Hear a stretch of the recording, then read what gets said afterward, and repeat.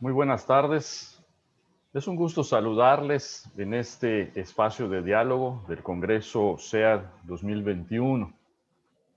Pues verdaderamente no puede uno dejar de sentir un poco de tristeza por no haber podido recibirles aquí en la ciudad de Mérida, la de Yucatán, como originalmente estaba previsto, pero a la vez, pues con la gran esperanza de que sea posible en el siguiente Congreso en el año 2022. Y por supuesto, con una enorme gratitud para cada una de las personas que forman parte de la familia SEAD por hacer posible que estemos ahora en este congreso en la modalidad virtual. De verdad sepan que toda su dedicación y empeño, los días enteros de trabajo, con sus noches a veces, la planeación reflexiva y meticulosa, las situaciones que como equipo han contribuido a solucionar, tienen un valor que ahora se multiplica de manera abundante en quienes hoy podemos estar, en nuestras instituciones, en nuestros claustros docentes y de investigación y por supuesto en nuestros alumnados. Y pues así poder tratar de construir juntos una mejor sociedad, mejores países, un mundo más justo, más solidario, más responsable.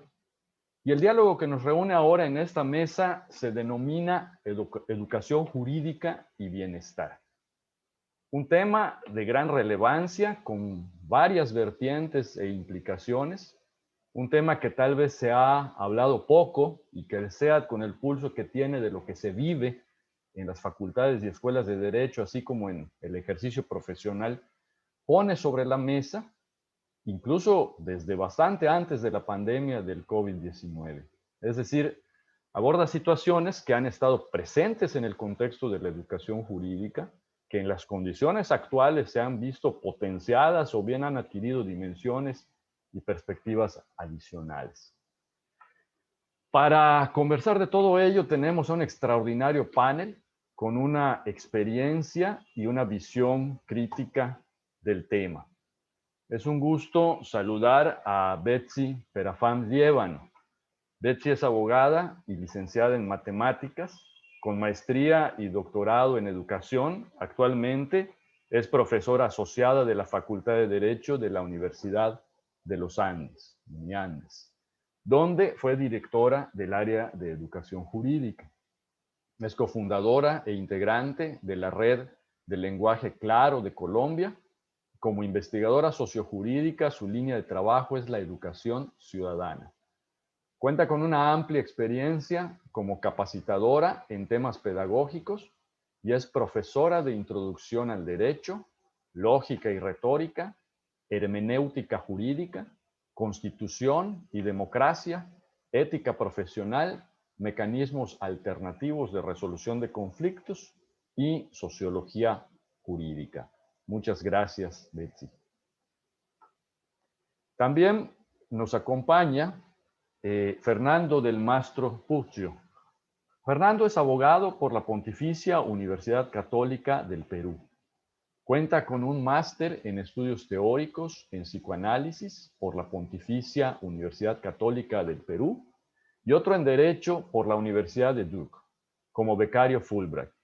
Actualmente estudia su doctorado en estudios psicoanalíticos en la Pontificia Universidad Católica del Perú, con un proyecto de tesis que se centra en la vivencia de la regulación que tienen estudiantes de derecho en la relación con sus docentes. Igualmente funge como profesor asociado de la Facultad de Derecho de la misma institución en donde se desempeña como coordinador del área de ética, miembro del Consejo de Facultad y director de la Maestría en Política Jurisdiccional. Tiene a su cargo los cursos de Ética y Responsabilidad Profesional, Derecho y Psicología y Modelos de Abogado. Muchas gracias, Fernando, por acompañarnos el día de hoy. Y qué gusto saludar también a Pamela Teutli Elizondo.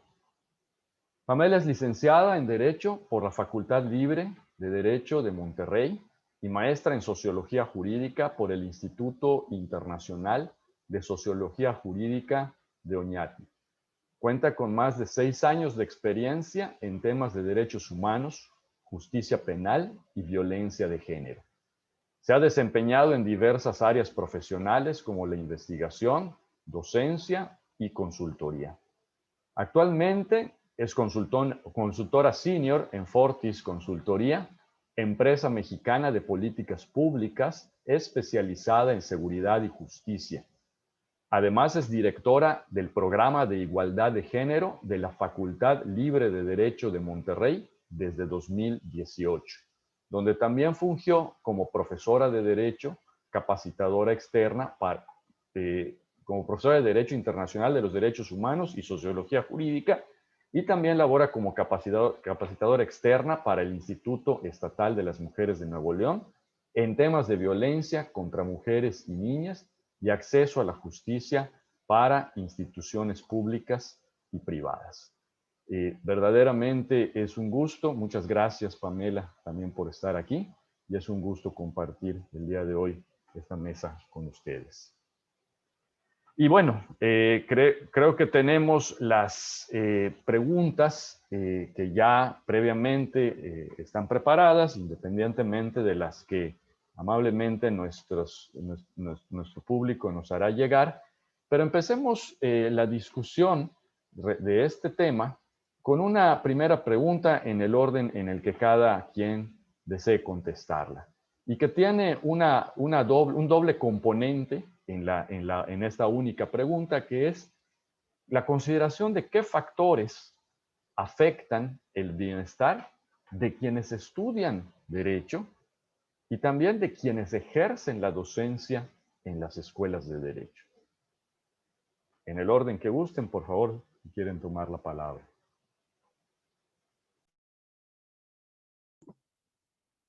Bueno, si les parece, entonces tomo la palabra, pero Felipe también nos puede dar el orden. Trataré de ser breve, puntual, para aprovechar también el tiempo de preguntas. Buenas tardes a todos, un gusto estar aquí compartiendo este espacio.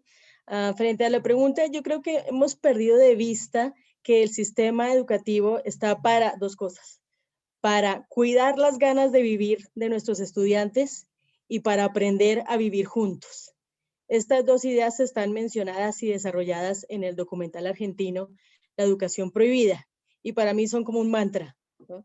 Pensaría uno de pronto que esto es solo para los colegios, estas ideas, pero yo creo que seguramente en lo que salga en la charla y lo que ha salido durante la jornada, pues vemos que los problemas que tienen nuestros estudiantes en las facultades de Derecho y probablemente pues en general los estudiantes universitarios, que nos hace pensar que realmente debemos tomarnos en serio estas ideas. Muy brevemente quiero hablar de cada una de ellas. Primero, frente a esa necesidad o obligación nuestra de los docentes directivos de cuidar las ganas de vivir de nuestros estudiantes, es apostarle a la individualidad, a rescatar lo único que hay en cada ser humano. En la esencia del derecho está la dignidad humana, pero pareciera que no la viviéramos. Hablamos de ella, pero no la vivimos.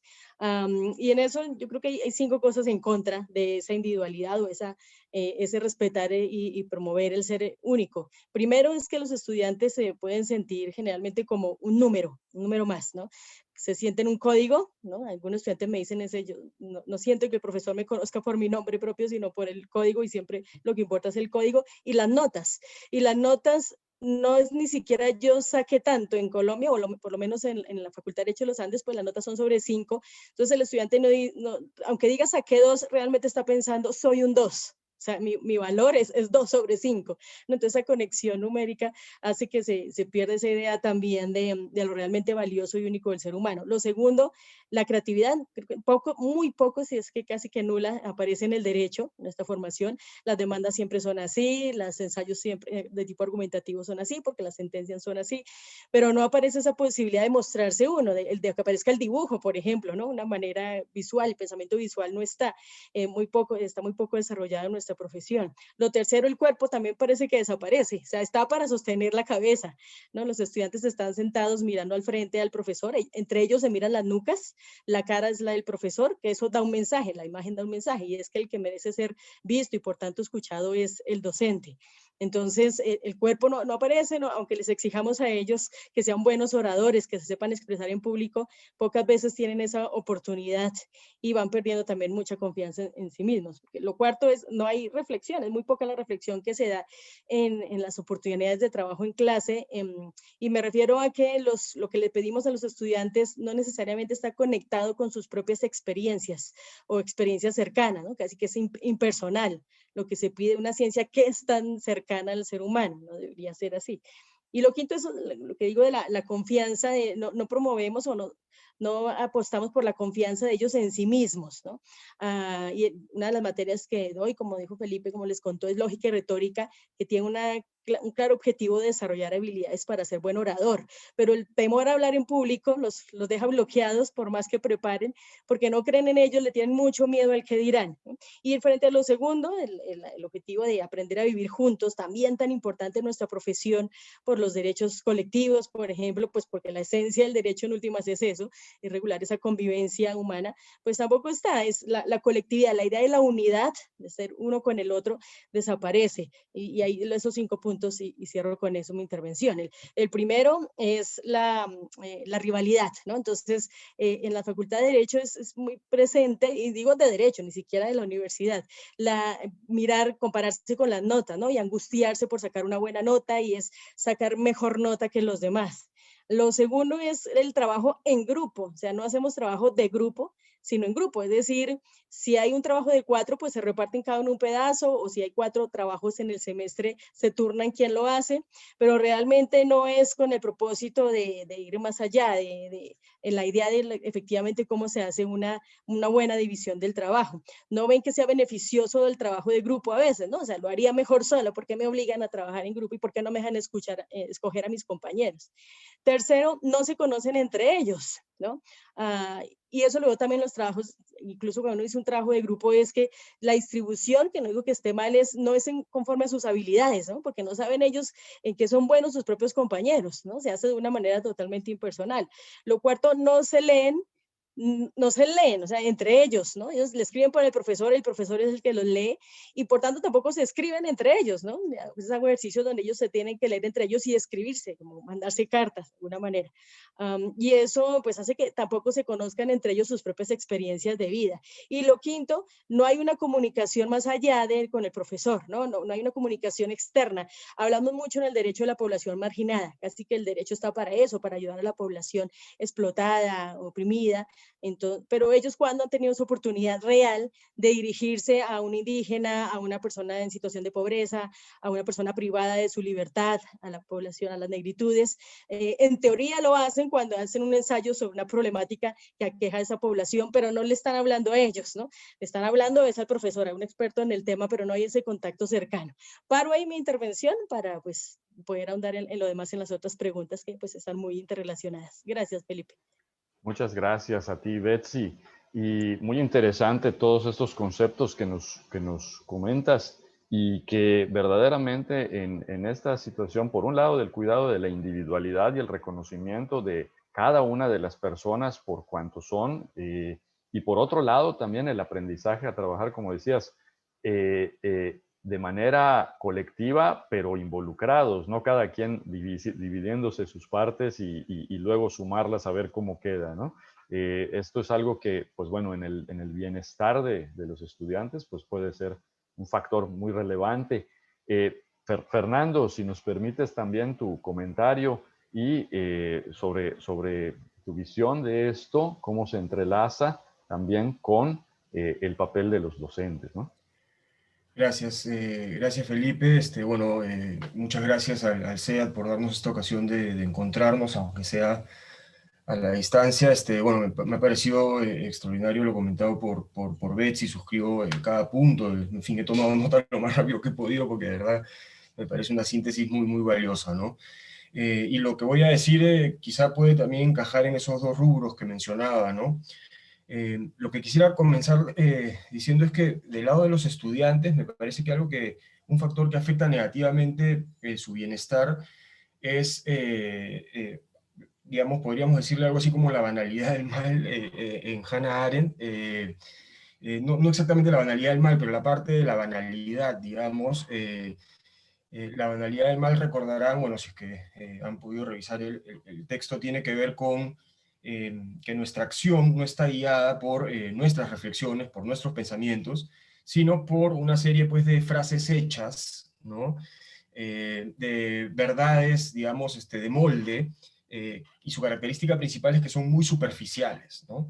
Son frases hechas que no están examinadas, que no tienen una profundidad, ¿no? Que simplemente se dicen y eso justifica tu acción, ¿no? Entonces hay una falta claramente de agencia, ¿no? En la banalidad, en el pensamiento, ¿no? Un pensamiento banal, un pensamiento superficial, no propio, no examinado. Y yo creo que en la enseñanza del derecho hay muchas de estas frases hechas que terminan guiando, marcando la vida de los estudiantes, ¿no? Por ejemplo, hacia qué área del derecho se dirigen, ¿no? Hay una serie de verdades respecto a qué área es la prestigiosa, qué área es la que requiere un intelecto, digamos, superior, y qué áreas son como de poco prestigio, ¿no? También, por ejemplo, respecto a la carga académica, ¿no? Creo que la carga académica es un factor muy importante cuando hablamos del bienestar, porque muchas veces es excesiva, ¿no? Y ahí también hay verdades que es como, bueno, si quieres formarte como profesional del derecho, entonces tienes pues que no tener vida, digamos, ¿no? Tienes que forzarte, tienes que leer, ¿no? Tienes que madrugar, tienes que no dormir. Y esa es, digamos, una frase hecha, porque no tiene profundidad, no hay una reflexión, no se examina, ¿no? Y sin embargo, no se examina, pero te guía y marca tu vida, regula tu vida, ¿no? En tu tiempo, por ejemplo. También cuando uno entra a un estudio de abogados, por ejemplo, en Perú tienen que hacer prácticas preprofesionales. Me imagino que los nombres son distintos en cada país, pero digamos, uno tiene que cumplir este periodo de prácticas, por ejemplo, un estudio de abogados, ¿no? Y allí también el máximo de horas permitido por ley es 30 a la semana, 30 horas a la semana pueden hacer esas prácticas, pero en muchos estudios de abogados se supera eso largamente, ¿no? Entonces, ¿qué se dice? Uno tiene que ponerse la camiseta, ¿no? Por ejemplo, uno tiene que mostrar el compromiso, ¿no? Así es, ¿no? Así funcionan las cosas. Y eso, esas frases hechas tienen muchísimo poder en la psique de los estudiantes y terminan guiando sus acciones muchísimas veces, ¿no? Ahora, uno puede preguntarse, por supuesto, y es interesante porque Hannah Arendt tiene momentos donde entra esto, aunque quienes han trabajado ¿no? en esto de la banalidad del mal no lo resaltan tanto, y es preguntarnos, bueno, pero ¿por qué? ¿Por qué el estudiante de Derecho dejaría de pensar por sí mismo? ¿Por qué dejaría de examinar? ¿Y por qué estas frases hechas, pese a no tener mucha razón de fondo, tienen tanto poder?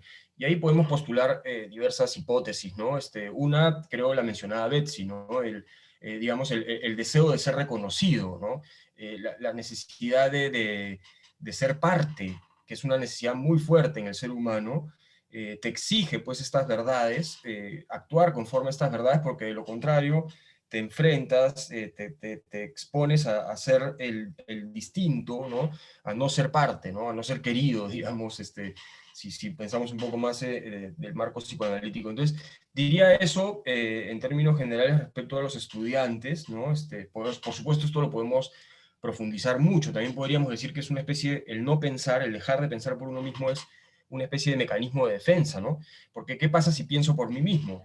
¿Y qué pasa si entonces pienso que no está bien trabajar más de 30 horas si la ley dice 30 horas? Entonces, ¿qué hago con ese pensamiento? Ese pensamiento es un pensamiento incómodo, es un pensamiento que me enfrentaría a la posibilidad, o al menos al dilema de decir, por ejemplo, al socio del estudio de abogados no estoy de acuerdo, y entonces hay una comodidad también en estos pensamientos banales, sin profundidad, porque te permiten estar sin enfrentar, digamos, ¿no? Esto se conecta mucho, creo que, con el cuidar las ganas de vivir, ¿no? Porque ahí no hay una vida autónoma, no hay agencia, ¿no? Y yo creo que eso afecta mucho el bienestar. No sé cómo voy de tiempo, pero diría una última cosa respecto a, y esto nos puede ir llevando de repente a los profesores también, que es esto de aprender a vivir juntos, ¿no? Y yo creo, acá tomaría un poco el trabajo de Jessica Benjamin, una psicoanalista contemporánea muy importante, que tiene un texto particularmente que se llama El reconocimiento mutuo, ¿no? Y ella dice que hay diversos tipos de relación, digamos, por ponerlo de algún modo, y hay una que es negativa, digamos, que es la de hacer y dejarse hacer, ¿no? una relación en donde se basa en el hacer y el dejarse hacer. Entonces, uno hace al otro y el otro se deja hacer. Y yo creo que muchas veces la entrada de un profesor de derecho con un estudiante es esa, o sea, yo tengo que hacer que lean, yo tengo que hacer que hagan, yo tengo que hacer que aprendan, ¿no? Es una lógica muy conductual y muy poco de vínculo, ¿no? La alternativa sería más bien una relación donde yo busco conocer al otro y me doy a conocer para guiar entre la relación, digamos, a través de ese conocimiento y trabajar juntos, ¿no? Hay profesores de derecho que, me viene un recuerdo, ¿no? Dice algo como, bueno, entré a la clase, hice una pregunta y nadie respondió, entonces no me quedó de otra que hacer control sorpresa, o sea, no saben cuándo van a ser evaluados, ¿no? Y me parece bien interesante eso porque es justamente eso, o sea, la verdad del otro yo la tengo, ¿no? No leen, no les interesa leer, son una generación que ya no lee, no son como nosotros, entonces les pongo control sorpresa, pero es todo en mi mente y es, yo hago para que ellos lean, digamos, ¿no? Pero no hay un diálogo, o sea, no hay un diálogo abierto donde yo diga, bueno, no están respondiendo la pregunta, ¿a qué se debe? ¿Qué pasa? ¿No?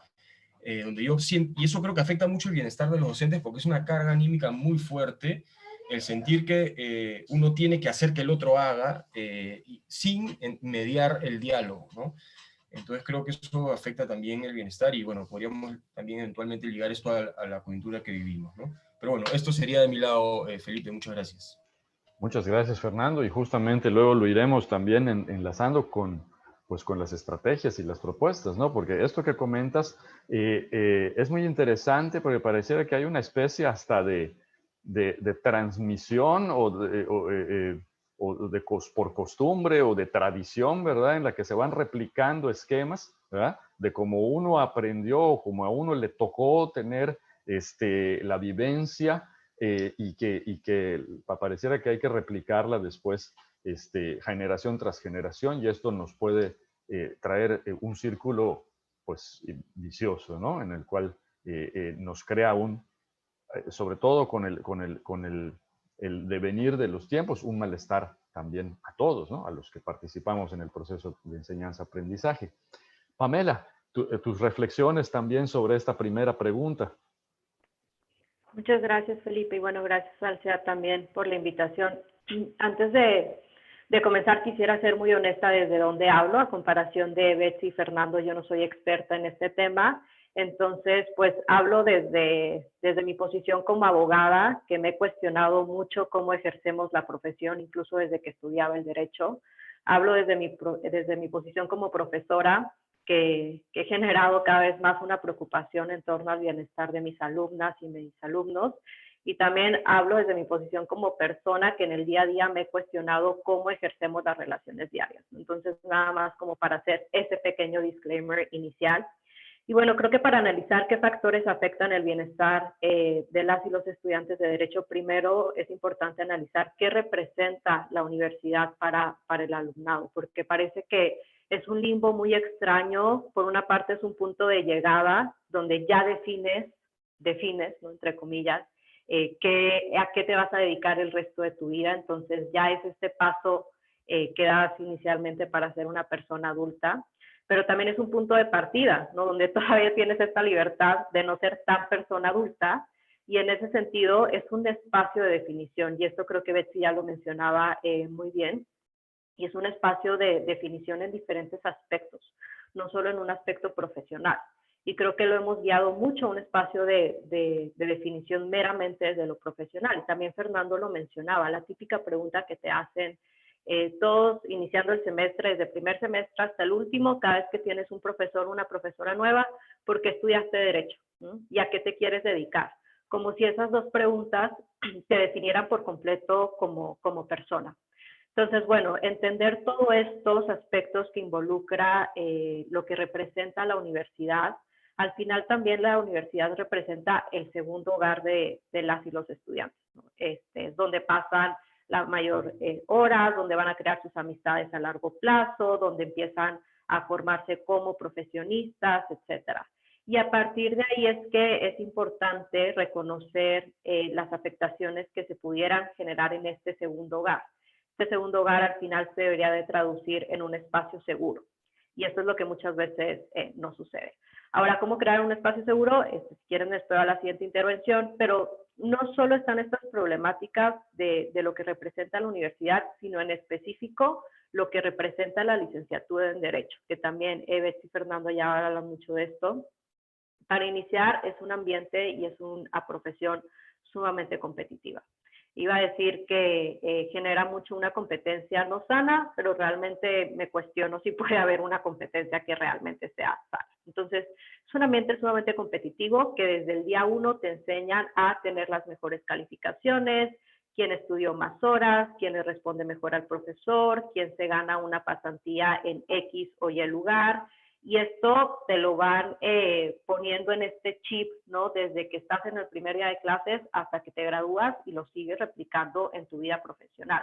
¿Cuántos casos has ganado tú? ¿Cuántos perdiste? ¿Quién gana más que tú? ¿Quién gana menos? Si a esta persona ya la ascendieron o no. Parece que todos los logros de nuestra profesión se traducen en un tema meramente de competitividad. Segundo, es una profesión estructuralmente violenta, ¿no? Tanto por la competitividad como por muchos otros factores. Es una profesión que replica de muchas maneras muchas violencias, cuando parece ser que la intención y la naturaleza es completamente distinta. Y bueno, creo que parte de ser estructuralmente violenta tiene mucho que ver con que es una institución heteropatriarcal, que se creó bajo una visión androcéntrica y de lo que implica lo varonil y lo masculino. ¿Qué implica esto? Que se van a fomentar y se van a aplaudir prácticas estereotipadas que tengan que ver con lo masculino frente a lo femenino. Entonces, que tengan que ver con la fuerza, con un liderazgo del profesor que te grita más en clase o el jefe que lo hace después. Y entonces vamos dejando a un lado y vemos con un tinte completamente negativo características que van mucho más asociadas a lo femenino y al cuidado. Una profesión del derecho no tiene, sería mal, que se ve mal que sea una profesión de cuidado. Entonces creo que bueno, eso representa al final afectaciones muchísimo mayores, tanto para el alumnado, pero también como profesionistas del derecho, que creo que esto se relaciona mucho también con la pregunta de como profesores que nos toca, ¿no? Y finalmente, y también ya lo mencionaba Betsy, la licenciatura en Derecho es un espacio de muchos privilegios.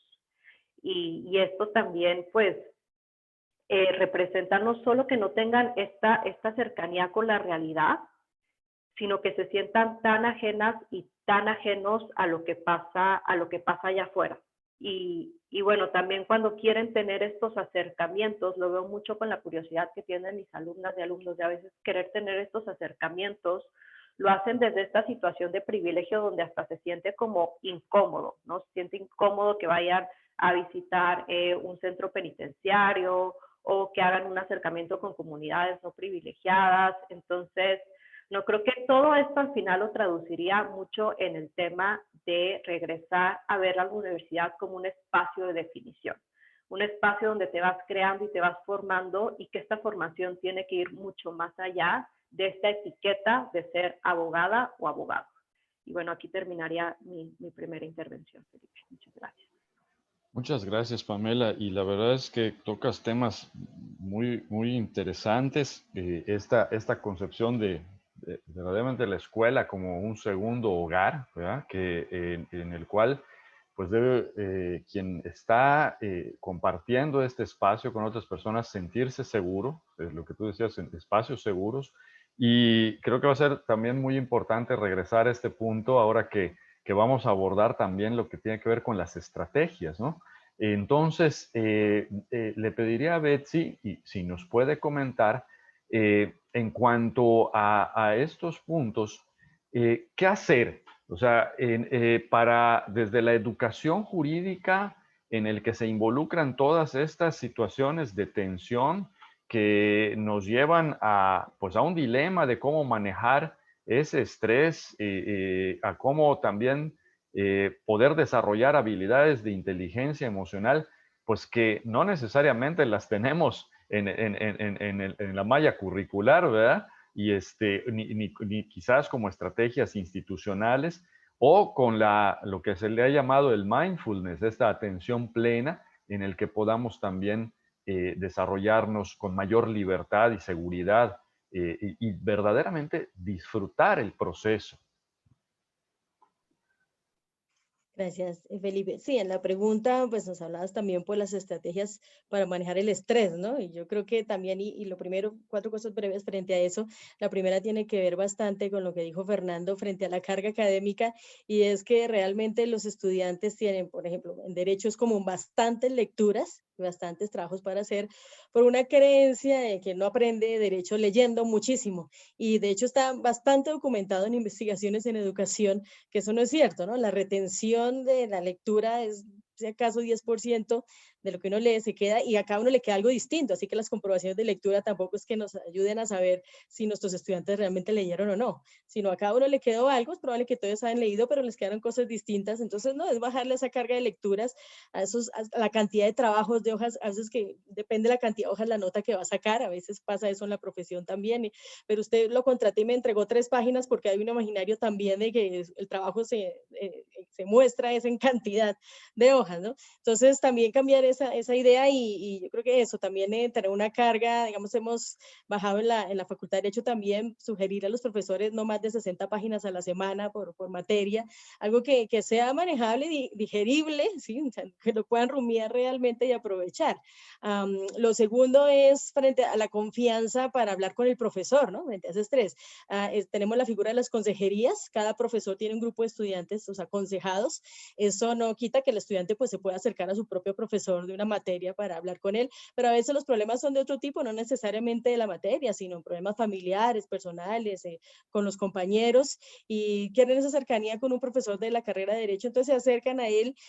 Yo pues a veces hay estudiantes que me dicen quiero hablar contigo en sesión de consejería y yo miro mi lista, pero yo no te tengo de aconsejado, y que pues, con cariño le digo busca a tu profesor consejero, y me dice no, es que no me gusta mi profesor consejero, rara vez pasa, pero pasa que algún estudiante puede decir eso, es que no me genera confianza, ya fue profesor mío y era tan distante. Entonces, que nunca sentí que realmente yo le importara antes como para ahora acercarme y contarle mi problema personal. Entonces, eso también nos ayuda a pensar en generar esos espacios de tranquilidad para que el estudiante se exprese en clase, ¿no? Que uno no es un buen profesor entre más temor genere en los estudiantes para intervenir, ¿no? Sino brindando esa oportunidad de confianza. Lo tercero son las rúbricas de calificación. Desde hace unos 10 años, 15, en los Andes es obligatorio para los profesores usar rúbricas de calificación y los estudiantes ya lo tienen incorporado a su lenguaje, es decir, ya en las encuestas de final o mitad de semestre dicen el profesor no usa rúbricas de calificación. Antes ni siquiera en mi época de estudiante no existía esa expresión, y es porque la rúbrica le permite al estudiante saber lo que espera el profesor de él, y eso baja también el estrés, ¿no? Si yo como estudiante no sé, o sea, por más que me esfuerce, que me dedique a un trabajo, pero ni idea qué nota voy a sacar, ¿no? ¿Cómo me va a ir? ¿Estoy haciendo esto bien o no? Porque no tengo ni idea. Y la rúbrica pues me da los criterios, me permite saber cómo puedo sacar una muy buena nota en términos de aprendizaje. O sea, eso hace parte de la evaluación formativa, es decir, lo importante no es la nota, sino que la evaluación misma es proceso de aprendizaje. Yo puedo tener mi rúbrica al lado, tengo que hacer un ensayo argumentativo y yo mismo hago la autoevaluación, voy mirando, cumplí el primer criterio, la tesis debe ser, listo, está mi tesis, y el segundo criterio, está. Entonces todo eso lo voy mirando y eso me da también la tranquilidad. Y me da otra que diría el cuarto punto frente a estrategias para manejar el estrés, es el protagonismo del estudiante. Y creo que Fernando también cuando hablaba de la autonomía es eso, ¿no? Que ellos se sientan autónomos, aprendan a ser autónomos, y eso con estrategias, metodologías activas, desde 1997 en la Universidad de los Andes, y ya 23 años o más en la Facultad de Derecho específicamente, que trajimos el aprendizaje basado en problemas. Los profesores de ese momento se fueron a Holanda, se capacitaron en la metodología, volvieron a aplicarla, y eso pues claro, hay dificultades prácticas cuando los grupos son muy grandes, pero se mantienen elementos del aprendizaje basado en problemas, o PBL por sus siglas en inglés, que permiten que el estudiante aprenda de una manera auténtica, es decir, no con una lectura previa, no con una teoría que le cuenta el profesor y luego el estudiante repite, sino trayéndole una situación problemática real, o que puede pasar en la realidad, y el estudiante pues a partir de eso se generan unas preguntas y eso es lo que lo motiva a investigar, a buscar una lectura, a discutir con sus compañeros. Bueno, no es el espacio para explicar toda la metodología del PBL o ABP, pero creo que esas estrategias, esas metodologías activas que existen para la enseñanza del derecho son una buena idea para que también los estudiantes, no es volver la vida fácil, porque yo creo que o sea, no es que la felicidad esté en la facilidad, ¿no? Entonces uno ve la dificultad, pero le están contando sentido, es un aprendizaje pues, basado en la comprensión, ¿no? Encontrarle sentido. Y frente al desarrollo de habilidades, muy breves, solamente pues porque de hecho es un punto en el que podría extenderme bastante, las habilidades de la inteligencia emocional y también frente a la atención plena, es el uso de recursos teatrales, ¿no? Hablé hace un momento del cuerpo, de la necesidad de usar el cuerpo, porque hace parte de nuestras dimensiones humanas y lo dejamos quieto, literal, quieto ahí, sentado. Entonces, no, de hecho mi tesis doctoral fue sobre el uso de las técnicas teatrales de improvisación y otras para desarrollar habilidades argumentativas y también para desarrollar las habilidades que necesitamos para ejercer la ciudadanía democrática, ¿no? Como digo, paro ahí simplemente para decir que hay estrategias que uno puede usar perfectamente. Yo llevo más de 8 años usándolas y bien, o sea, con mucha aceptación por parte de los estudiantes y con mediciones del aprendizaje, cómo realmente se logra como digo, las investigaciones sobre la retención de los estudiantes. Lo más poquito es la conferencia, o sea, escuchar a alguien hablar sin parar y la lectura. Lo más, o sea, la retención se logra mucho más yo creo que nos sorprende, es enseñando, ¿no? Los profesores aprendemos mucho cuando enseñamos. Creo que es el momento en que más aprendemos es cuando enseñamos sobre incluso el tema que estamos dando. Y también, pues, en la práctica como tal, ¿no? En la práctica, realizando una actividad totalmente práctica o ejerciendo nuestra profesión, así sea de manera pues, simulada. Entonces, yo creo que en esos puntos, pues es que es donde podemos nosotros encontrar, o sea, estrategias ahí, se han implementado, se han usado, se han medido. Igual yo creo que intentar experimentar, obviamente con unos objetivos pedagógicos muy claros, es algo que yo creo que es una ventaja, pues hablo por lo que conozco, mi facultad de Derecho y en la Universidad de los Andes, y es decirnos a los profesores, tomen riesgos, vamos a aplaudir si ustedes novedosos y queremos destacarnos de verdad por esas iniciativas y pues bienvenidas, ¿no? O sea, no hay un temor en los profesores a si voy a hacer esto, ¿será que alguien me va a sancionar por arriesgarme, por hacer algo fuera de la enseñanza tradicional del derecho? Bueno, paro ahí para seguir desarrollando las otras preguntas, otros puntos. Excelente, y además es esto que comentas también de pues, la claridad que hay que tener como por la parte docente hacia cuáles son los objetivos, cuáles son los requerimientos y que haya una certeza de parte de quien es estudiante de cómo ir alcanzando y avanzando en su proceso de formación, por un lado, y también por otro lado ciertas estrategias que nos comentabas que incluso pueden hasta suponer la modificación de los espacios físicos donde se desarrollan también las sesiones de clase, ¿no?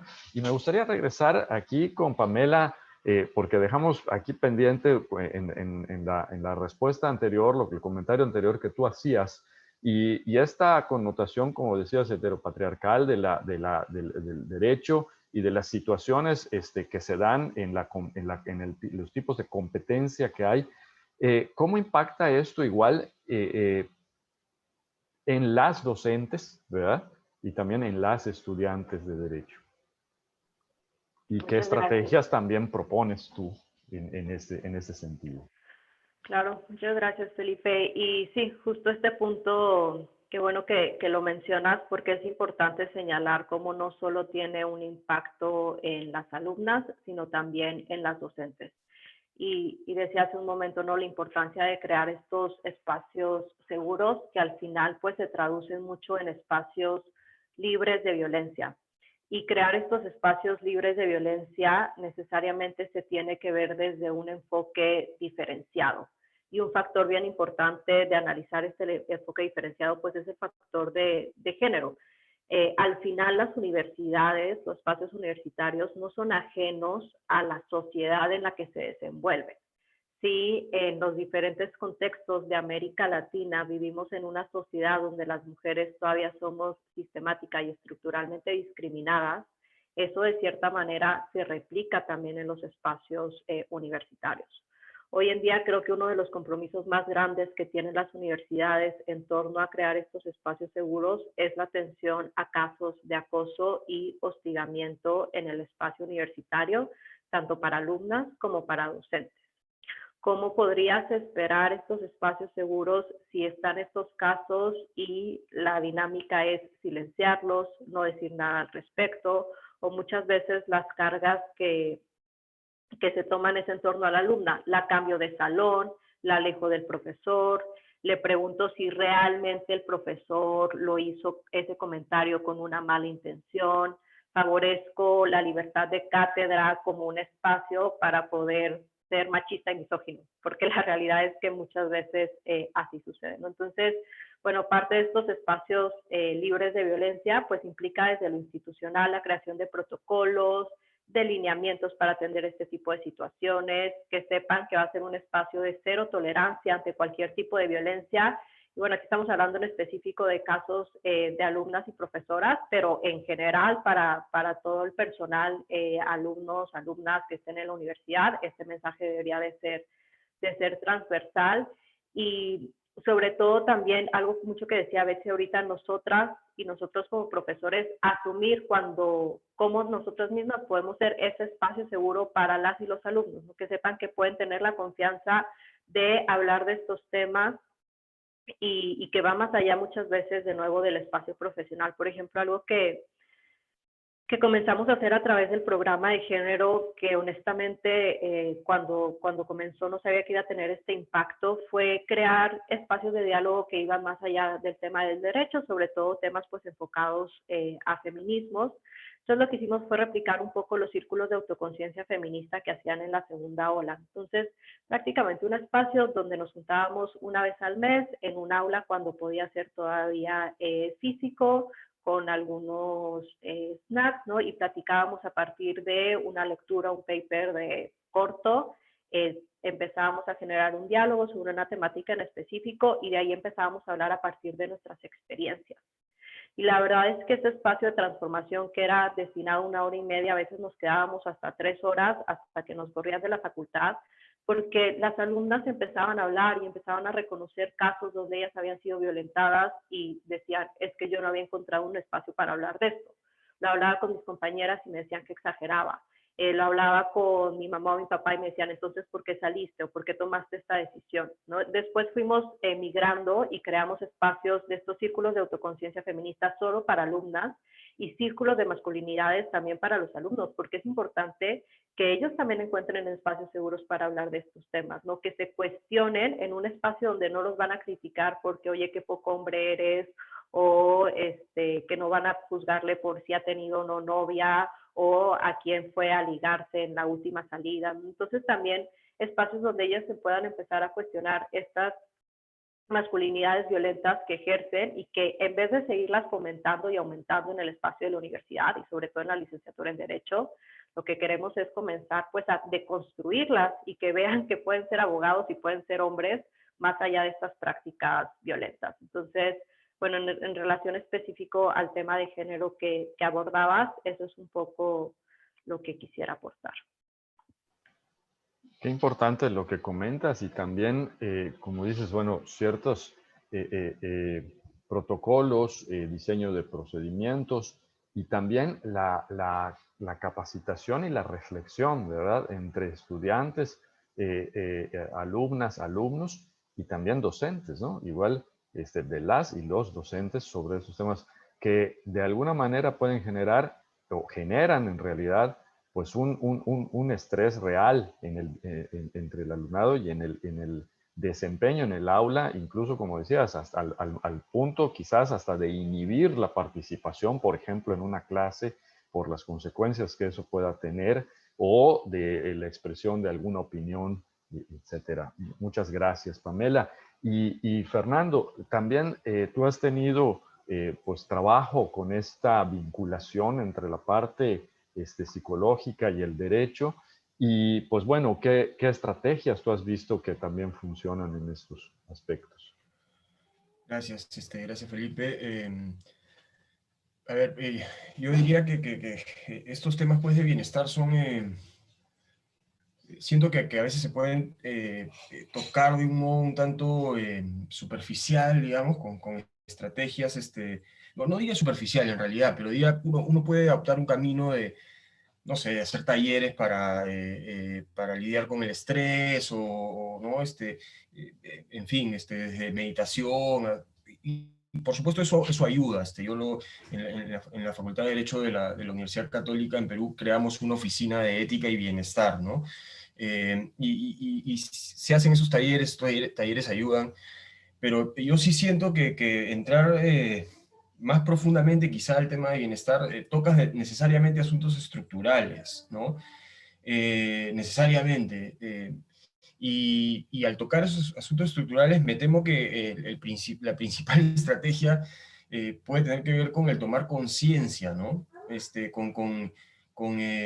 Digamos, desarrollar la capacidad de examinarse a uno mismo y de examinar a la institución.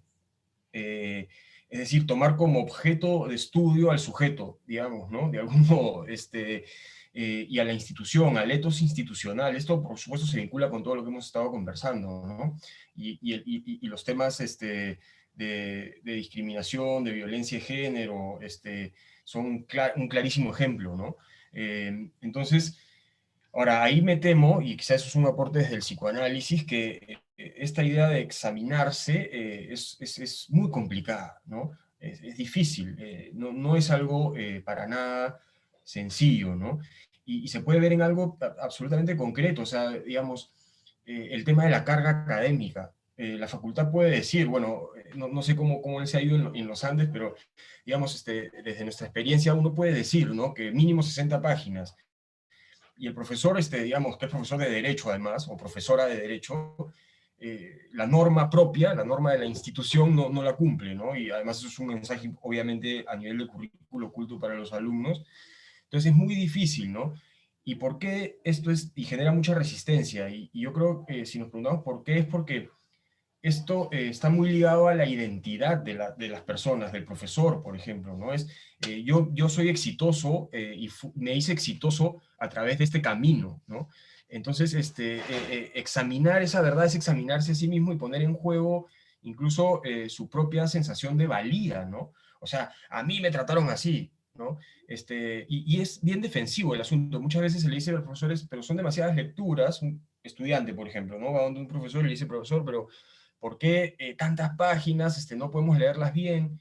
Y dice, y la respuesta es, en nuestra época leíamos así y más. Entonces, es una respuesta autoritaria, es una respuesta, digamos, sin profundidad, ¿no? Es una afirmación del propio pasado, pero hay mucho que se está diciendo ahí, ¿no? Y se revela la dificultad de poder decir, bueno, de repente lo que yo viví no fue lo mejor, o de repente quien está viviendo ahora, quien me habla, no soy yo, ¿no? Hay profesores también que tratan de modo hostil a los alumnos, si en algún momento hay un reclamo o algo, y la respuesta del profesor es, yo los trato así porque así los van a tratar en el ámbito profesional, así va a ser. Entonces es una afirmación de la propia verdad y de todas las concepciones que defienden mi modo de vivir, ¿no? O sea, uno tiene un modo de vivir defendido por una serie de concepciones que uno las afirma como si fuese la verdad de todos, ¿no?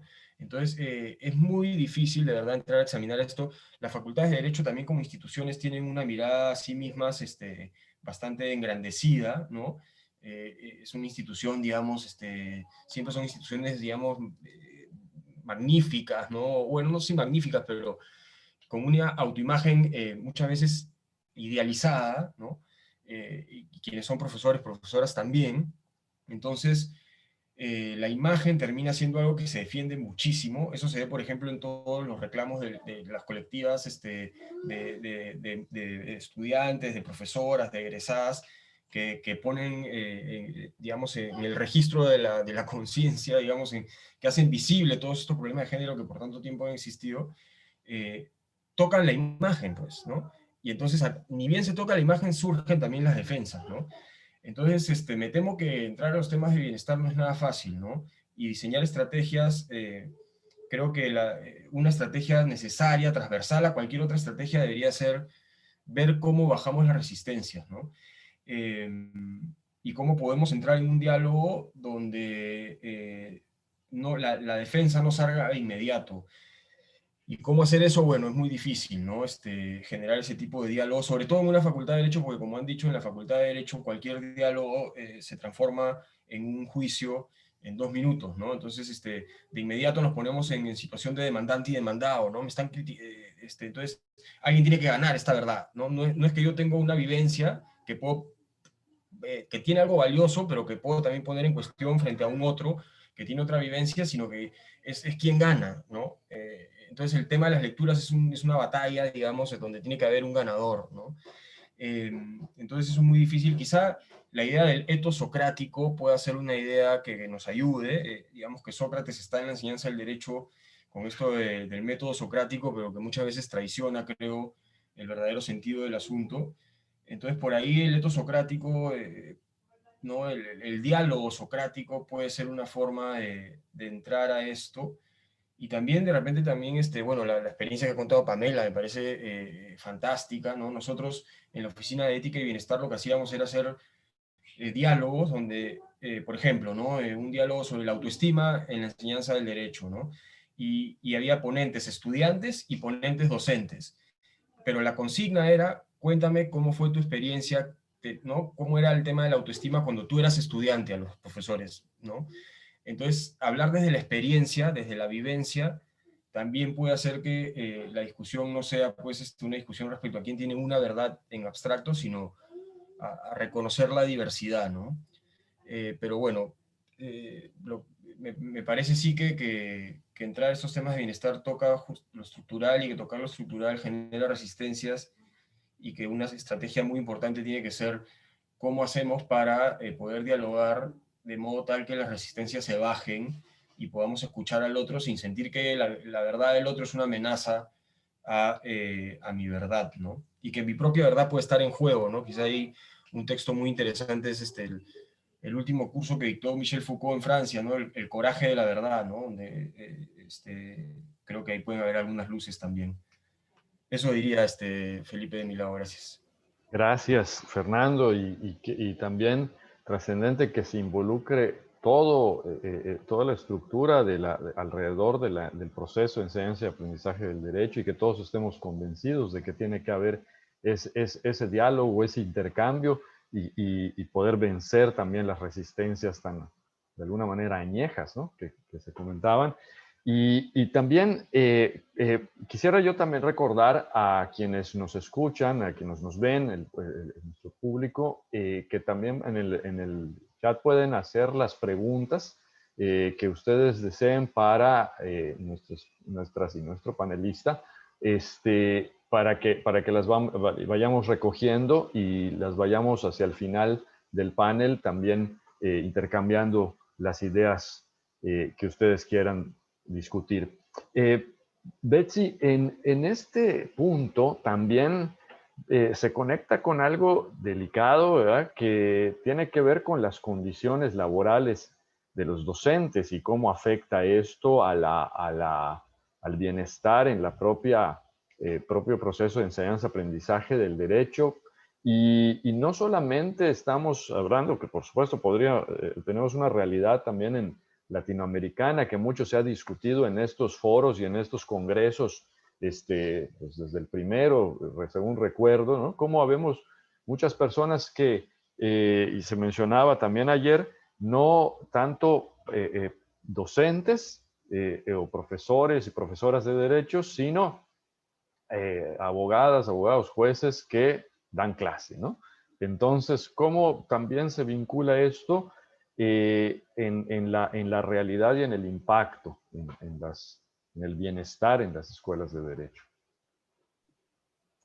Gracias, Felipe. Sí, bueno, yo puedo hablar por la Facultad de Derecho que conozco, donde trabajo.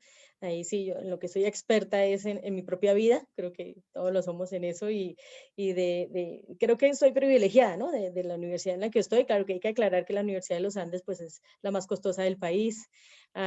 Y pues bueno, uno esperaría también que el mismo apoyo económico que hay para una universidad privada, pues lo haya para las universidades oficiales. No quiere decir eso que no haya dificultades de tipo económico también, y más en esta época de pandemia, que ya será sobre la quinta pregunta. Pero hablando de mi propia experiencia, pues bueno, en la Facultad de Derecho de los Andes somos unos 42 profesores de planta, y hay unos 120 de cátedra, ¿no? Es decir, que solo se les paga por ir a dar su hora de clase. Entonces, sé que, claro, es mucho más duro para los profesores de cátedra, mucho más difícil para ellos. Esta pregunta está referida también a su impacto en la calidad de la enseñanza, ¿no? O sea, condiciones laborales, cómo afectan, cómo tienen un impacto en nuestras clases. Y a pesar de eso, claro, hay muy bonitas experiencias de profesores de cátedra que involucran, que relacionan muy bien su práctica profesional con lo que ocurre en el salón y un interés muy claro en la pedagogía. Ya hablando específicamente de nosotros, de donde estoy yo, llevo 20 años en la planta profesoral. 5 cosas muy puntuales. Una es que en la Facultad de Derecho de los Andes, los profesores de planta damos 2 materias al semestre, 4 al año, digamos. Y cada materia pues tiene una intensidad de hora y media, 2 veces a la semana, es decir, 3 horas, o sea, 6 horas a la semana estamos dando nuestras clases. Y esa posibilidad, y una aclaración, es porque comúnmente en la universidad, en las demás facultades son 6 materias al año, digamos 3 al semestre. Nosotros tenemos 4 porque por ley en Colombia, pues en todos los entes educativos de colegio y universidad también, hay que enseñar constitución y democracia, ¿no? Hay que formar ciudadanos. Y los profesores de la Facultad de Derecho, los de planta, estamos obligados, parte de nuestra responsabilidad, una vez al año dar esa materia. Son cursos de 100, han bajado un poquito, 80 estudiantes, entre 80 y 100 estudiantes, son los cursos más grandes, pues para nosotros los de Derecho, donde están mezclados médicos, ingenieros, arquitectos, artistas, bueno, todas las profesiones menos los abogados. Y pues esa dificultad con un grupo tan grande también ha hecho que a cambio de eso, pues solo demos 4 materias al semestre. Eso nos da tiempo entonces para pensarnos con calma en nuestras clases y también la carga, digamos, de calificación, de las responsabilidades pues que implican la docencia, que no solo entrar al salón. Lo segundo es que tenemos una muy buena infraestructura, o sea, no podemos quejarnos de la tecnología que hay en nuestros salones, de los espacios, aunque yo, paréntesis, creo que no nos han consultado los pedagogos cómo hacer los salones, ¿no? Porque ahí sí, creo que Felipe hablaba, pues uno poder mover los espacios sería buenísimo. A mí que me encanta, con los estudiantes intentamos mover mesas y sillas, pero hay veces que no se puede, es imposible físicamente. Pero bueno, entonces la infraestructura general es muy buena, el campus, las bibliotecas, ahora pues las bases de datos. Y de hecho hay un centro que tiene la universidad que se llama Conéctate, que es de tecnología, es para ayudar a los profesores a usar la tecnología en el aula, ¿no? Entonces, y no solamente hay técnicos expertos en tecnología, sino pedagogos expertos en usar la tecnología en el aula. Entonces, eso también es un apoyo enorme, es un equipo bastante fuerte, o sea, realmente hay un interés muy claro en aprovechar los medios, las estrategias que hay cada vez más nuevas, no quedarnos atrás en ello. Y los otros 3 puntos sí le veo un pero más claro, y es o sea, una dificultad en nuestras condiciones laborales. El tercero es los puntos de investigación, ¿no? Creo que para estar bien rankeados, ¿no? Para ser una universidad pues que aparezca entre las primeras, entre las mejores de Latinoamérica o del mundo, que es una preocupación constante, no solo la universidad, de los papás, de los estudiantes, ¿no? Es un criterio para escoger la universidad, pues hay que publicar mucho, ¿no? Entonces nos exigen puntos, aunque realmente a nosotros nos exigen un punto de publicación al año, por lo menos pues 2 artículos en revistas indexadas, bueno, hay unos criterios que no me tengo ahora, entonces eso hace que haya esa presión, ¿no? De publique, entonces nos la pasamos publicando y no nos leemos, ¿no? O sea, escribimos mucho, pero ¿quién lee a quién? Entonces eso hace pues que obviamente sea muy difícil y que se sienta uno de todas maneras pues muy comprometido a veces más a investigar que a la calidad de la docencia. Claro que uno puede publicar sobre lo que investiga, yo pues precisamente como mi formación más clara es en educación, pues trato que lo que escribo sobre educación jurídica. Lo tercero es las actividades de extensión, claro, hay que mostrar también que participamos en redes, que vamos a eventos, que organizamos eventos, bueno, que estamos pues, muy pendientes, muy conectados con el mundo. Y pues bueno, ahí yo creo que también pues uno tiene que mirar cómo lo incorpora la docencia, pero a veces puede pasar que uno tenga esas responsabilidades, o hay profesores pues que son muy reconocidos, viajan muchísimo, bueno, paréntesis, en pandemia, no es tanto así el viaje, pero sí que eso dificulta a veces, y estudiantes algunos que dicen, casi nunca veo a mi profesor porque lo metí por él porque es un tipo muy importante, pero el problema es que por lo mismo que es tan importante, pues lo invitan a muchos lados y yo no lo veo casi en clase. Y el quinto punto es la libertad de cátedra, y lo conecto con lo que estaba contándonos Fernando también, ¿no? Y es que es un riesgo porque aunque yo pienso que sí habría mínimo al menos de exigencia, y es apuntémosles todo al perfil, acordamos un perfil del egresado de la Facultad de Derecho de los Andes, pues, y que está planteado en términos de habilidades. Entonces, pues organicémonos para ver cómo vamos desarrollando esas habilidades para llegar a ese perfil, y en el perfil está la formación ética, por ejemplo, también. Entonces, todo eso, la responsabilidad social. Entonces, ¿qué estamos haciendo los profesores? A veces es una caja negra, ¿no? Donde el profesor, pues, ese es su mundo y nadie puede cuestionar, pues, qué hace, porque hay libertad de cátedra. Entonces, pues, invitar al profesor amablemente, y muchos de ellos, claro, me consta que tienen preocupaciones pedagógicas, que cuando yo era directora del área de educación jurídica y ahora el nuevo director del área, pues, claro, recibe profesores que dicen, oye, en la encuesta los estudiantes dicen que mi clase es aburrida, no quiero que digan eso, ¿qué estará pasando? Enséñenme pedagogía, ¿no? Porque pues no hay esa exigencia de tener la formación pedagógica, aunque ahora pues se valora en las convocatorias de nuevos profesores, pues que tenga formación en docencia. Entonces eso hace que no haya como esa capacidad de unirnos como profesores en pro del perfil. Se hace con calma, con cuidado, pidiéndonos ahora hacer que me parece muy buena idea, un portafolio docente. Es una exigencia para ahora, desde el año pasado, los profesores, es decir, haga un registro de las reflexiones que usted hace de cómo enseña, con evidencia, ¿no? La gracia del portafolio es no solo la reflexión, sino acompañado de evidencia. Yo hago esto, mírenlo acá, yo hago esto, los estudiantes entregan esto, yo los evalúo así, miren esto, miren lo que hago, miren lo que dicen mis estudiantes, miren cómo reacciona lo que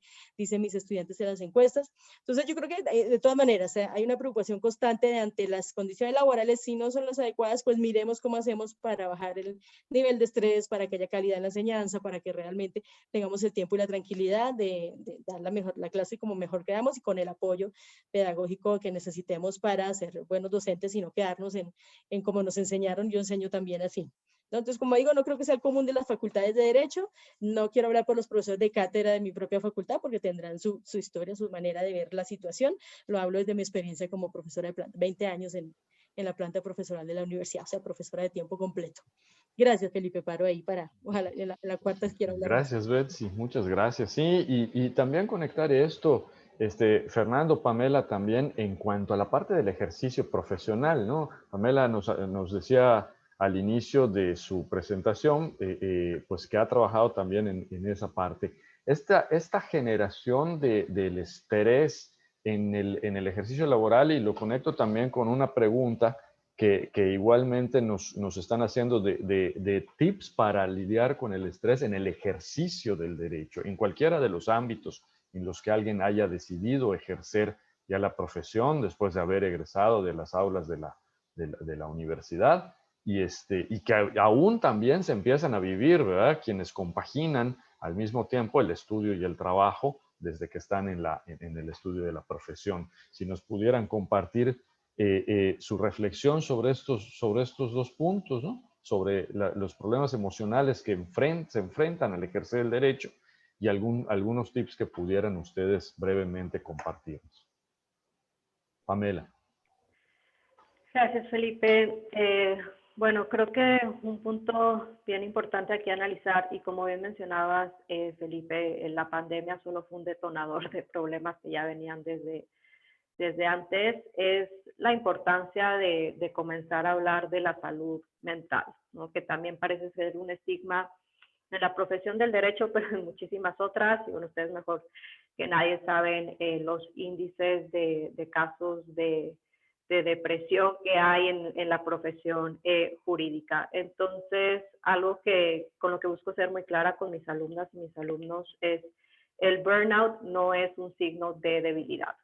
La ansiedad no es un signo de debilidad. La depresión no es un signo de debilidad. Y así como vas al doctor cuando te duele la cabeza, y cuando te duele la garganta, y cuando te duele el estómago, también cuando te duele algo psicoemocional es necesario atender, ¿no? Entonces, estas personas que me dicen mis alumnos, es que estoy bien cansada y estresada y no sé qué, y no puedo dormir, respira, ¿no? O sea, claramente algo no está bien, pero te enseñan a estar en este patrón constante de ir a 1000 kilómetros por hora y todo acelerado. Incluso lo ves en el caso de los profesores y las profesoras, ¿no? Que trabajan y además enseñan, y que salen del despacho y llegan corriendo a clase, y luego llegan tarde y te dicen que ya se tienen que ir corriendo a juzgados. Y como alumno y como alumno ves eso como una visión de éxito, ¿no? De está todo el día trabajando y apenas si duerme, y pues eso me va a tocar a mí y así quiero ser yo. Entonces, como romper un poco y desmitificar un poco esta idea de cómo se traduce el éxito profesional, sobre todo dentro de la profesión jurídica, y la importancia que se relaciona mucho con este punto de atender la salud mental y de saber cuando algo no está bien. En relación a los tips, pues creo que depende lo que le funcione a cada quien, pero creo que el punto principal es identificar cuando algo no está bien y saber cómo atenderlo. Y sobre todo enfocarnos mucho en este tema de autocuidado, que parece ser que esta palabra como que se puso muy de moda y se entiende este autocuidado como, bueno, llega el viernes en la noche y me pongo una mascarilla y me sirvo una copa de vino y leo un libro y ya todo está bien, ¿no? Y el autocuidado va mucho más allá de eso, es cómo marcas estas pausas entre tu profesión y entre el tiempo que necesitas para ti, que de nuevo creo que esto se acentuó mucho más a la luz de la pandemia, ¿no? Que no marcamos las horas entre que estamos tomando una clase y bueno, para el caso de alumnas y alumnos toman una clase, pero luego también ya están haciendo sus prácticas profesionales enfrente de la computadora y así se les va y luego ya van a la siguiente clase y a las actividades extracurriculares que también son enfrente de la computadora y así se les va todo el día, ¿no? Entonces la importancia de encontrar qué funciona a ti en algo tan básico como el autocuidado y cómo te dedicas tiempo para ti, porque algo bien importante es, somos personas más allá de nuestra profesión, ¿no? No soy Pamela en el sentido en que soy abogada y punto. Hay algo mucho más allá y pues eso es un balance que es bien necesario tomar en cuenta. Y bueno, justo también relacionado con el tema de autocuidado, creo que algo bien importante que muchas veces dejamos atrás es dónde quedamos nosotras y nosotros como profesores. Entonces, algo básico cuando te subes a un avión y te están dando las instrucciones es la máscara de oxígeno, pues te la pones tú antes de ayudar a otra persona. Entonces, somos ejemplo al final de cuentas, queramos o no, de nuestras alumnas y nuestros alumnos.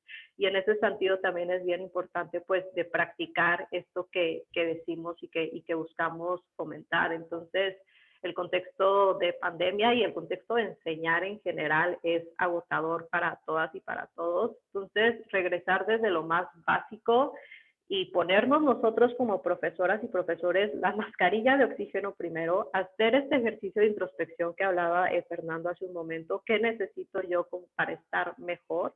Y al final eso se va a reflejar también en cómo enseñamos. Y al final también se va a reflejar en decirle a nuestras alumnas y alumnos, está bien a veces calmarte, ¿no? Está bien a veces respirar.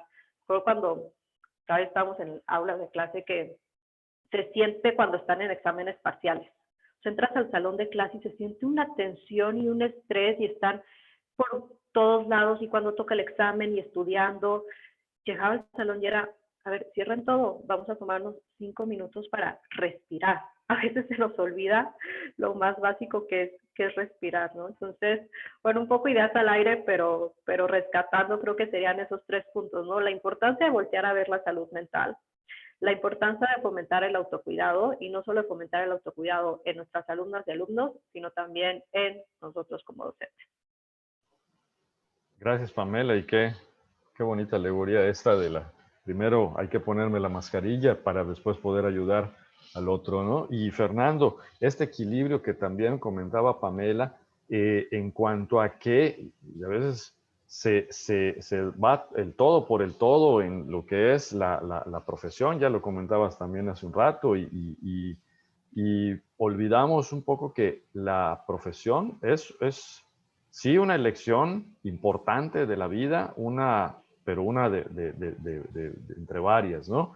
Muy importante es cómo me realizo como persona en la parte profesional, pero que no es lo único, ¿no? Entonces, este equilibrio, ¿qué recomendarías tú para poder también nivelarlo, ¿no? Claro, claro. Quizá, claro, hablando también mucho desde mi experiencia, yo no ejerzo, ¿no? Diría eso también, pero a ver, igual, digamos, trabajo, y conozco algunos de estos temas, ¿no? Entonces, por ahí aporto, ¿no? Sí, lo que diría es que quizá también tenga que ver el tema del reconocimiento, ¿no? digamos, nuestra sensación de propia valía, de qué depende, ¿no? Y por ahí hay una sobredimensión a lo profesional, ¿no? Algo de eso también comentaba Pamela, ¿no? Y también Betsy, ¿no? O sea, de que lo profesional es lo que vale, digamos, y todo otro ámbito, bueno, es importante, pero está en un segundo lugar. Eso habría que revisarlo, me parece, ¿no? También diría la época, el lugar, en fin, el momento que vivimos es también uno en que la idea de balance no tiene mucho lugar, ¿no? O sea, si uno piensa incluso en términos de crecimiento económico, o sea, está la idea de que siempre hay que crecer, ¿no? De que siempre hay que hacer más, de que siempre hay que acelerar, de que siempre hay que estar en movimiento. Entonces, el espacio de la quietud, de la calma, de la pausa, son momentos perdidos, ¿no? E incluso a veces culposos, eso pasa en estudiantes y en profesionales también, o sea, el tiempo libre es un tiempo, no, es un tiempo libre, pero no libre de culpa, ¿no? Porque debería estar haciendo otra cosa. Por supuesto, eso se mezcla con la competitividad y la sensación de propia valía en comparación con otros, ¿no? Entonces sí, yo creo que todo esto juega mucho en contra. También el hecho de querer controlar todo, ¿no? De que todo tiene que estar bajo mi control, de que el futuro es algo que yo determino, ¿no? A través de mi planificación. Eh, También creo que puede ser problemático. Y en todo esto, bueno, qué estrategias, qué tips? Yo pienso, por un lado, en el contacto con la naturaleza.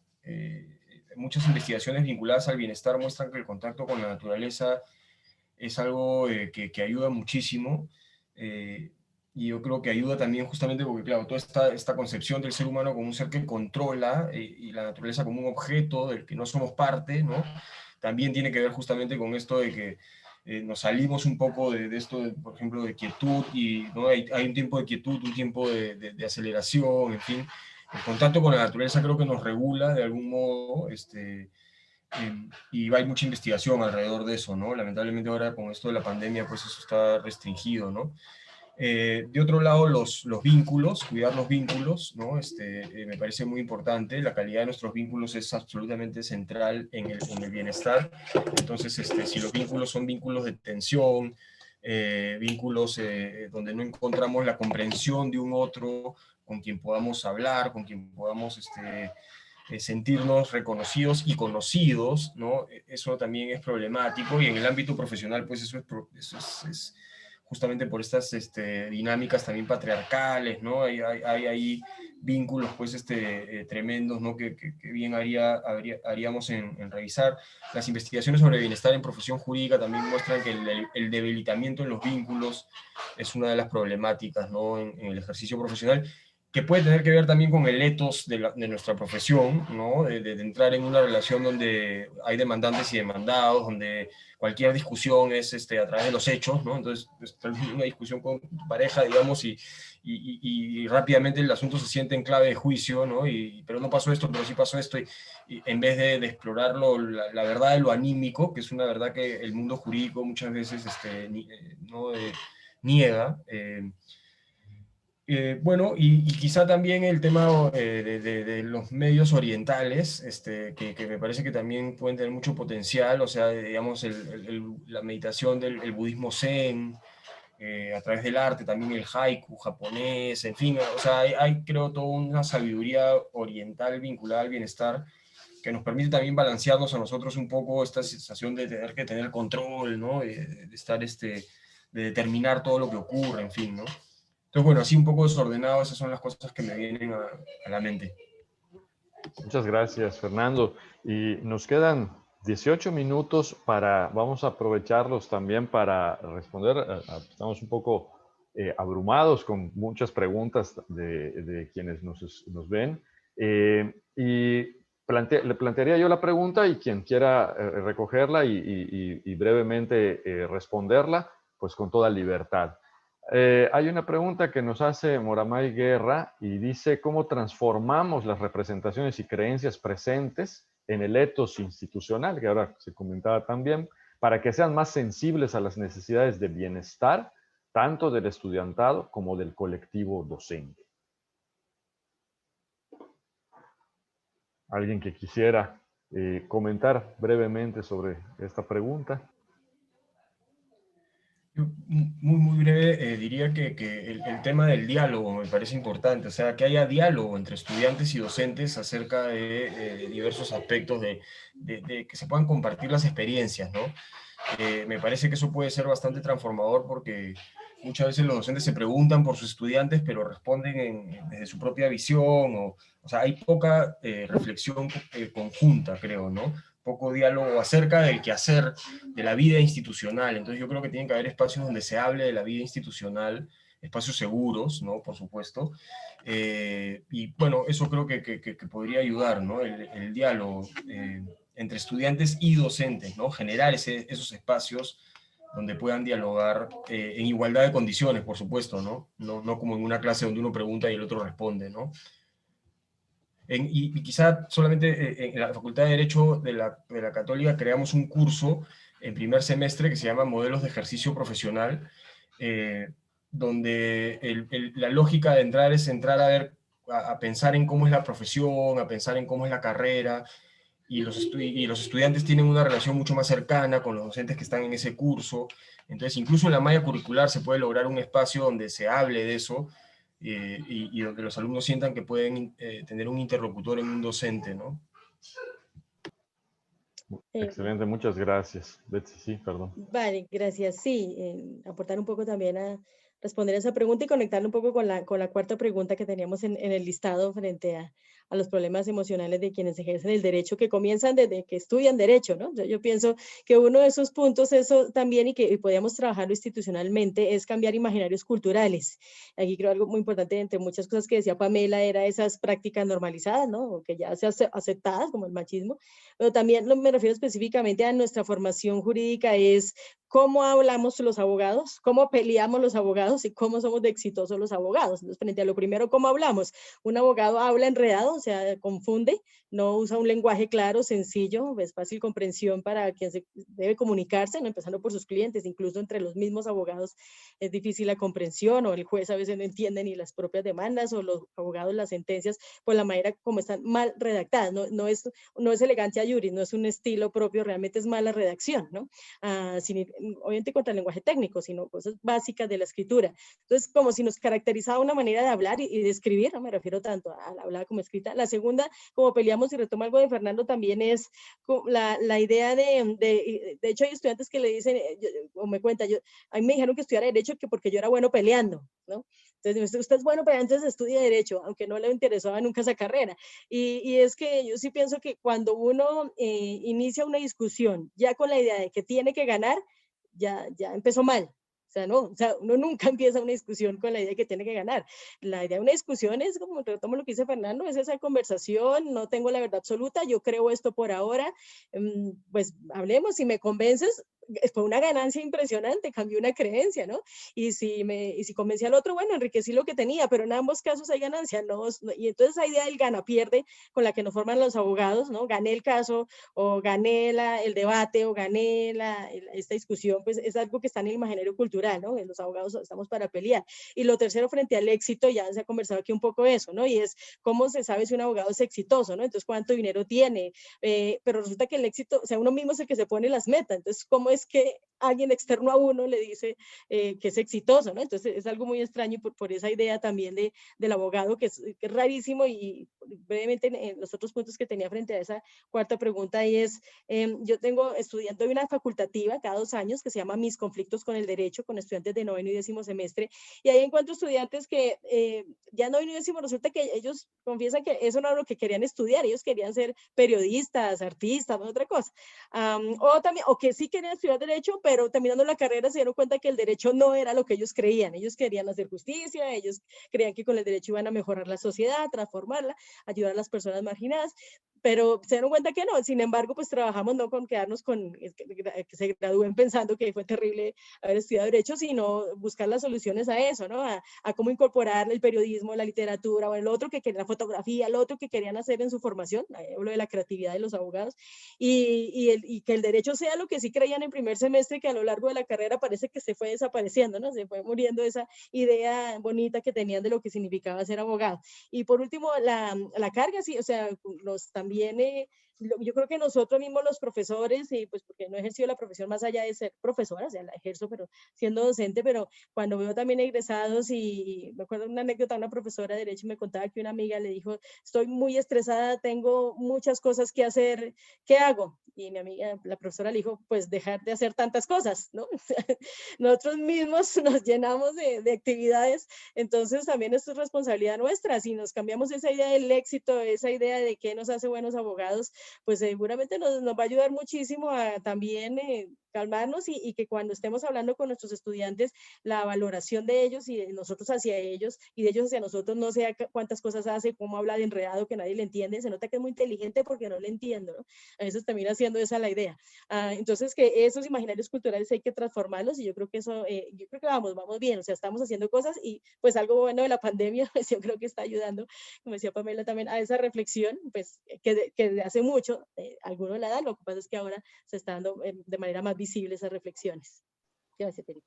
Gracias, Betsy. Y hay una pregunta dirigida a Pamela que nos hace Cecilia Margarita Moreira Loera.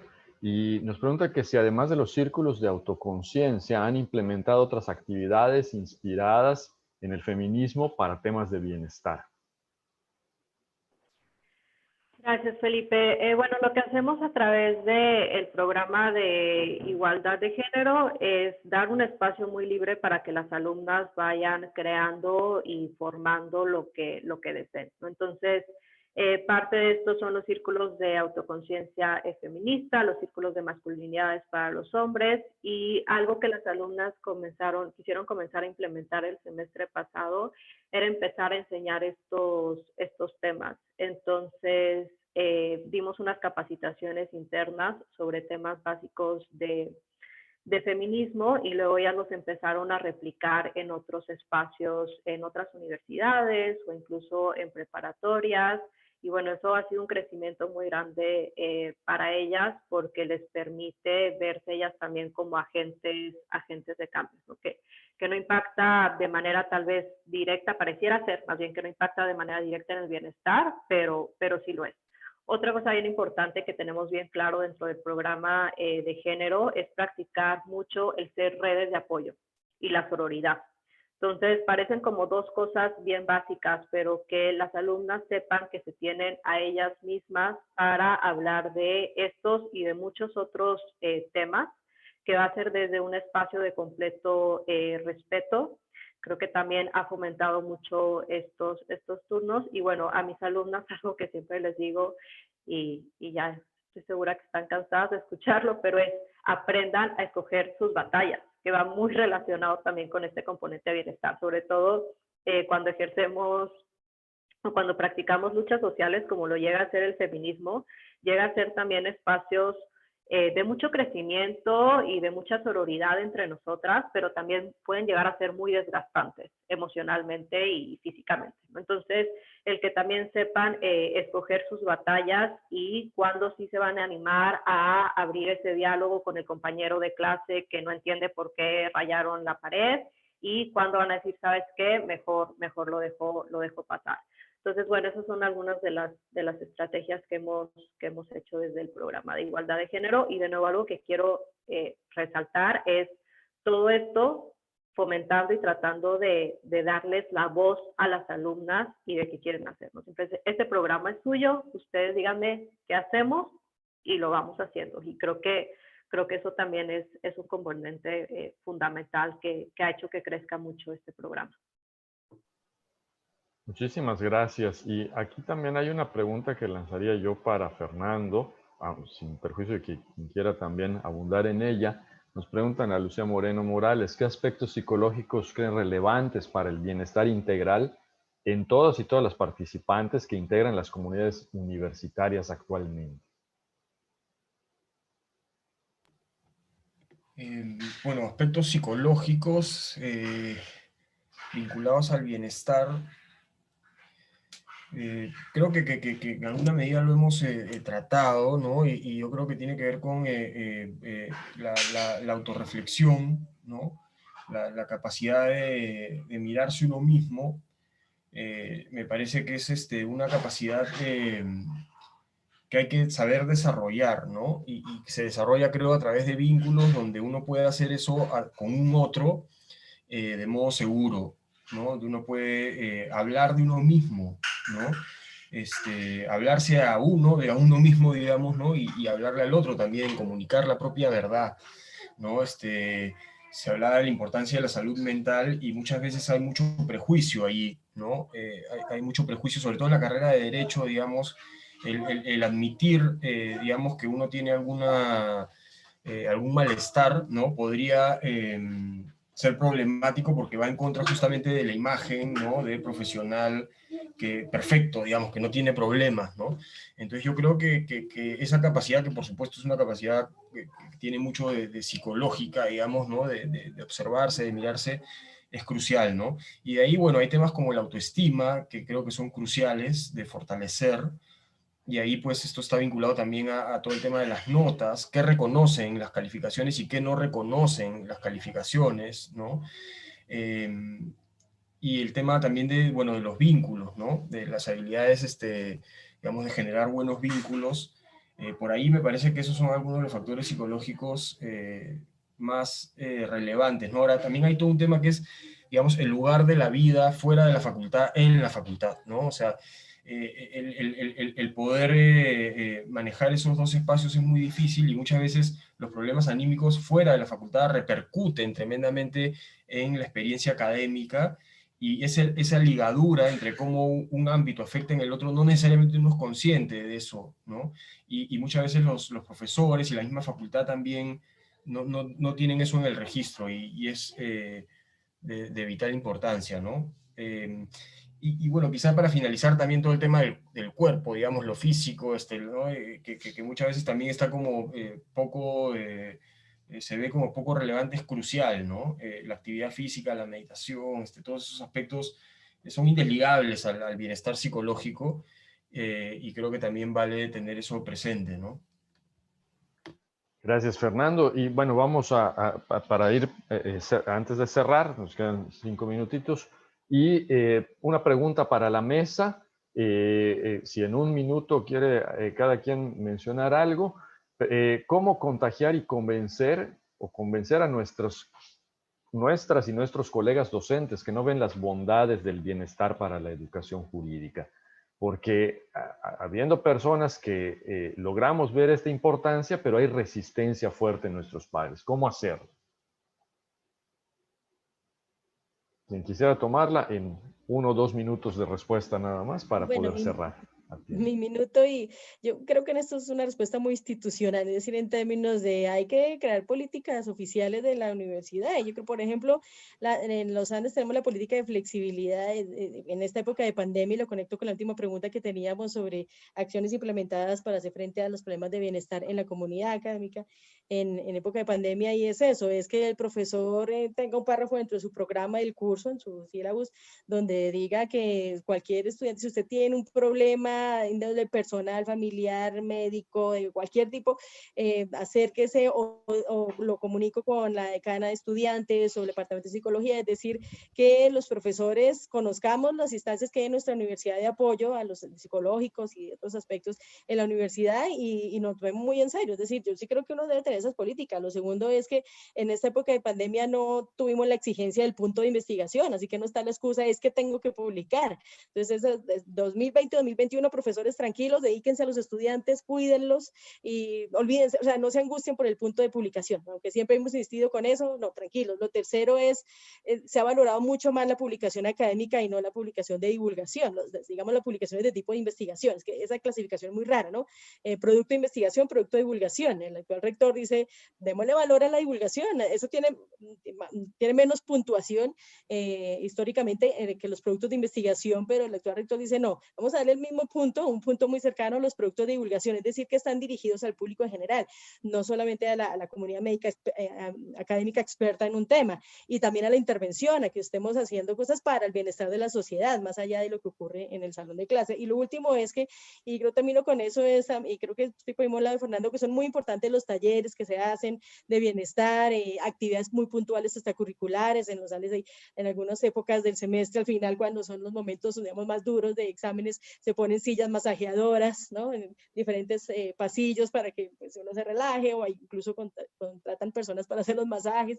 Es decir, que uno se relaje, se sienta tranquilo. Incluso hay un salón del silencio donde pues está normal, no es la biblioteca, se puede entrar. Lo único, un día entré y lo que no me gustó es que la gente estaba usando celular, estaba en silencio pero usando celular. Para mí eso no era un salón del silencio entonces. Pero esos espacios que se crean son valiosos, pero digo, lo dejo para el final, es porque a pesar de lo valioso, yo creo que el lugar más valioso es el salón de clase, porque es el sitio donde más están los estudiantes. Y lo mismo las actividades, le dedican más tiempo a hacer los trabajos para la clase que a esas actividades extracurriculares. Entonces no debería ser algo extra. El cartón, como eso es un registro o muestra de las notas que se ha tenido, en las notas debe estar reflejado todo ese bienestar, todas esas actividades que buscan que ellos sean los protagonistas de su propio proceso de aprendizaje. Bueno, cierro ahí y muchas gracias. Ok, muchas gracias, Betsy. Y Pamela, Fernando, en un par de segundos, un mensaje de cierre para la mesa. Adelante, Pamela. Bueno, de mi parte nada más agradecer muchísimo este espacio de diálogo respecto de la última pregunta, pues a través de estos ejercicios, ¿no? Poco a poco ir sembrando la semillita, además de los cambios institucionales que son básicos, y seguir conversando sobre esto que muchas veces se le quita la importancia y es igual o más relevante que las horas que pasamos estudiando civil y mercantil y penal, ¿no? Es parte de nuestra formación, no solo como profesionistas, sino como personas. Así que muchas gracias. Gracias, Pamela. Fernando. Sí, bueno, de mi lado, sobre la última pregunta, creo que también es importante que cuando uno se junta, ¿no?, con docentes a hablar de bienestar, no peque, digamos, de aquello que uno mismo denuncia, o sea, que uno mismo critica, es decir, de entrar yo como el sujeto que tengo el saber sobre bienestar y ustedes que no saben de bienestar, o que ustedes, o sea, ir con una serie de prejuicios también, porque entonces las defensas surgen justificadamente, ¿no? Porque uno va con la propia verdad también al otro, y cada docente es toda una complejidad que tiene cosas buenas, cosas por mejorar, y yo creo que también uno tiene que entrar, si uno quiere promover un diálogo abierto, entrar genuinamente a un diálogo abierto, ¿no? Y no enseñarle algo a otro. Muchas veces los temas de bienestar, de psicología, tienen un poco ese matiz, ¿no? Como vengo acá a enseñarte algo que tú no sabes, a capacitarte, ¿no? Y bueno, eso en alguna medida puede estar bien, pero en otra puede también generar muchas defensas, ¿no? Y bueno, me sumo pues al agradecimiento, he disfrutado mucho, he aprendido de verdad un montón, ya estaré contactando seguro a Pamela y a Betsy para preguntarles más cosas y aprender de sus experiencias, y bueno, un gusto también compartir contigo la mesa, Felipe, y gracias al SEAD por la oportunidad. Muchísimas gracias, Fernando. Muchísimas gracias, Pamela y Betsy. La verdad es que ha sido un espacio súper enriquecedor y, como bien dicen, concluye este espacio de diálogo, pero la conversación continúa. Y muchísimas gracias al SEAD y a todas y a todos quienes han estado acompañándonos en esta mesa de diálogo. Muy buenas tardes y no olviden continuar en el Congreso y también en las sesiones de networking a continuación. Gracias y muy buenas tardes a todas y a todos. Gracias. Hasta pronto. Chao, gracias, que estén bien. Gracias, nos vemos.